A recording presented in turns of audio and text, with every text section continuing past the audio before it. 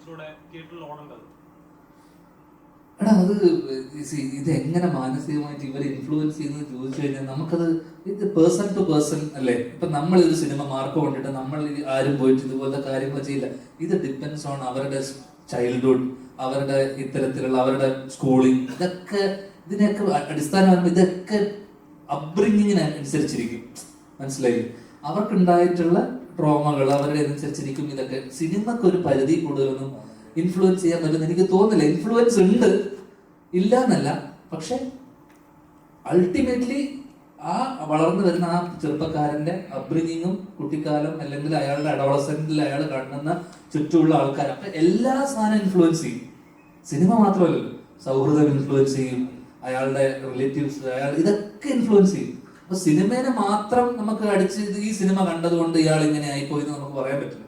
ചുറ്റുപാട് നടക്കുന്ന പല കാര്യങ്ങളും ഇൻഫ്ലുവൻസ് ചെയ്യും. സിനിമയും ചിലപ്പോൾ ഇത്രയും വയലന്റ് ആയിട്ടുള്ള സിനിമകൾ വരുന്ന സമയത്ത് അതും ഇൻഫ്ലുവൻസ് ചെയ്യാൻ സാധ്യതകളുണ്ട്. ഞാനൊരു കാര്യം പറഞ്ഞോട്ടെ.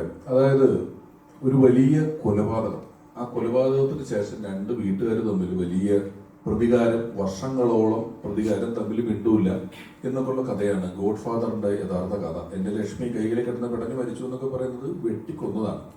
ഒരു കൊലപാതകവും കാണിക്കാതെ മലയാളത്തിൽ ഏറ്റവും കൂടുതൽ കാലം 450 ദിവസം തിയേറ്ററിൽ ഓടിയ പടമാണ് ഗോഡ് ഫാദർ എന്ന് പറയുന്നത്.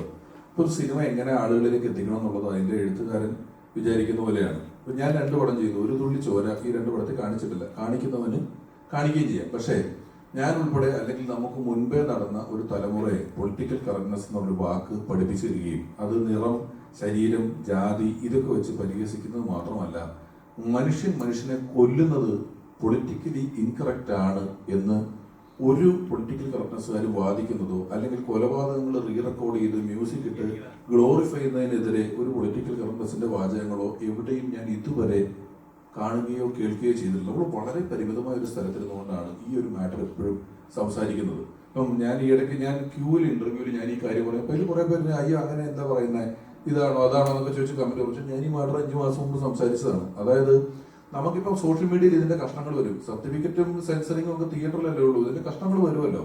അപ്പൊ ഈ ക്രൈം ഈ ലെവലിൽ ഗ്ലോറിഫൈ ചെയ്ത് അവതരിപ്പിക്കുക, വില്ലനായിട്ട് അഭിനയിച്ച ആൾക്കാർ വളരെ സ്റ്റാറിനെ പോലെ നടക്കുക, നിൽക്കുക, നിരന്തരം കൊല്ലുക, കൊലപാതകം എന്ന് പറഞ്ഞാൽ വലിയ പടങ്ങൾ ഉൾപ്പെടെ കഴുത്ത് വെട്ടിക്കളയുക മറ്റേവരെന്ന് പറയുന്നത് നിരന്തരം കാണുമ്പം ഇത് സ്വാഭാവികമാണെന്ന് തോന്നും. വളരെ നാച്ചുറലായ ഒരു പ്രോസസ്സ് പോലെ, വളരെ ഞാൻ പറഞ്ഞതുപോലെ അങ്ങനത്തെ സാധാരണഗതിയിൽ അല്ലാത്ത ആളുകൾക്ക് നാച്ചുറൽ ആണെന്ന് തോന്നാം.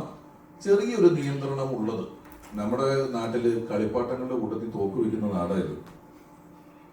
കാറും പീപ്പിയും ഡോളും അതിന്റെ ഇപ്പുറത്ത് തോക്കും ഉണ്ട്. ഇത് മേടിച്ച് പിള്ളേർ പരസ്പരം വെടിവെച്ച് കളിക്കുന്നുണ്ട്. കളിപ്പാട്ടത്തിൽ വരെ തോക്കുണ്ട്. അങ്ങനത്തെ ഒരു നാടായത്. അപ്പോ ഒരു കൺട്രോൾ ഉണ്ടെങ്കിൽ നല്ലതാണ് എന്ന് തോന്നുന്നു.